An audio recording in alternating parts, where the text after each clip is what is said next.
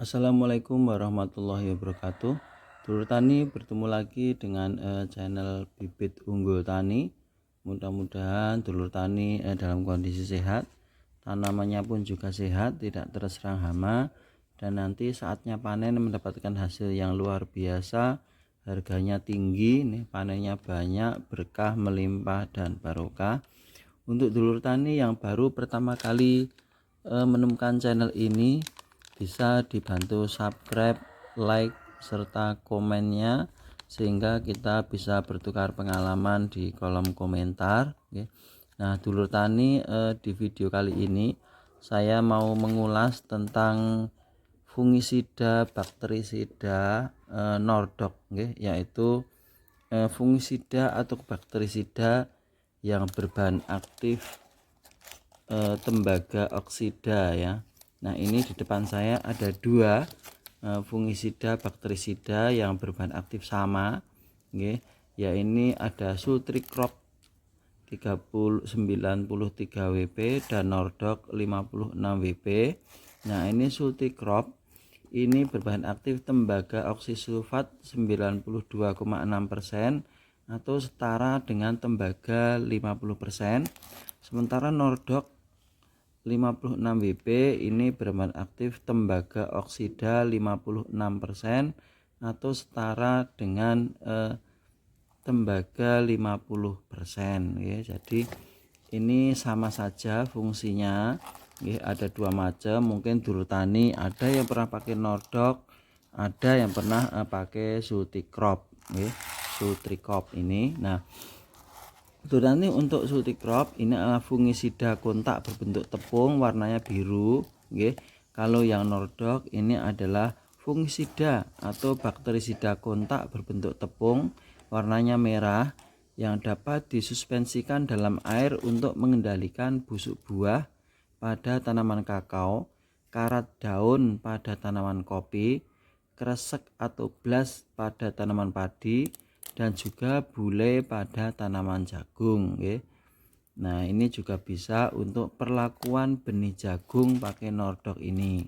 Nah, dulur tani, untuk cara kerja dari Nordok ini bisa sebagai fungisida atau bakterisida dan juga sebagai pencegah serangan dari keong emas. Nah, ini bahan aktifnya yang di dalamnya ini merupakan unsur mikro tembaga dan ada unsur sekundernya yaitu mangan. Nah, ini karena bersifat alkali ya, ini bersifat alkali atau pH-nya sangat tinggi di atas 7. Karena itu sering sekali kita dianjurkan dalam pemakaiannya adalah pemakaian tunggal, jadi tidak dicampur dengan obat yang lain. Meskipun ada juga yang bisa dicampur, tapi lebih baik untuk keamanannya tidak perlu dicampur, karena ini kalau dicampur salah-salah nanti bisa mempengaruhi sifat kandungan bahan tersebut. Jadi kalau saya menggunakannya tidak pernah saya campur, jadi memang memakai Sultrikrop atau Nordok ini selalu saya spray terpisah. Biasanya saya gunakan Nordok dulu, kemudian baru saya spray insek atau funginya. Nah, seperti itu. Nah, dulur tani, kalau saya menggunakan Nordok, nah ini seperti pengalaman saya, padi yang sudah terserang kemudian kita spray dengan Nordok, ini nanti daunnya tuh akan merah.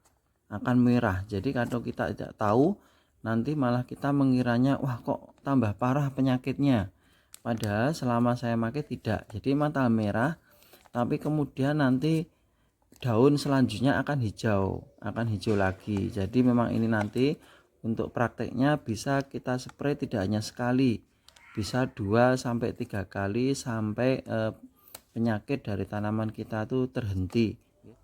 Nah, dulur tani, keunggulan dari Nordok ini untuk tanaman padi ya, keunggulan dari Nordok atau Sultrikrop bila kita aplikasikan pada tanaman budidaya, itu tanaman ini akan tumbuh subur, tanaman juga akan menghasilkan anakan yang lebih banyak, kemudian bebas dari serangan keong emas.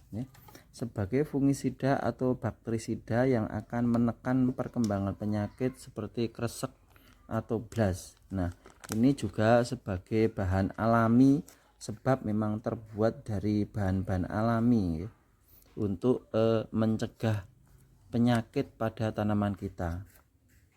Nah, kalau ini kita aplikasikan pada tanaman padi, ini bisa untuk mencegah penyakit kresek atau blast nggih. Sementara dosisnya untuk tangki volume 15 liter kita beri 1 sendok makan munjung ya, munjung. Nah, caranya penyemprotan dilakukan setelah ada gejala serangan pada pagi hari, setelah daun kering dari embun, atau pada sore hari. Nah, ini dengan interval setiap 1 minggu sekali kita spray dengan nordok ini. Nah, dan memang prakteknya saya memakai ini dengan tangki 16 liter saya beri 1 sendok munjung dan saya ulangi 5 hari kemudian. Nah, itu baru 2 kali penggunaan itu penyakitnya sudah berhenti.